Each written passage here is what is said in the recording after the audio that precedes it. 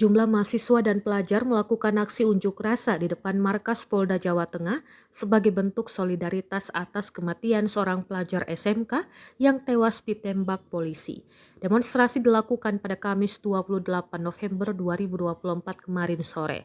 Para demonstran menuntut keadilan atas kematian GRO 17 tahun, pelajar SMK Negeri 4 Semarang yang ditembak mati oleh Aibda Robik Zainuddin 38 tahun, anggota Satres Narkoba Polrestabes Semarang.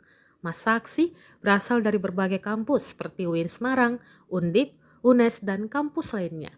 Tak ketinggalan, para pelajar SMA juga turun ikut aksi.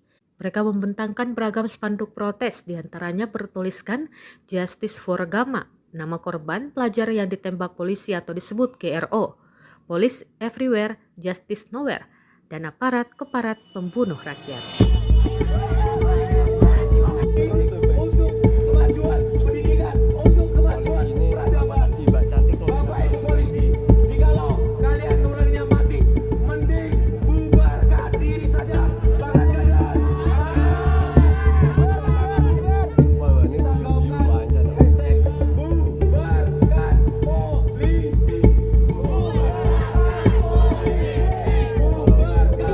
polisi.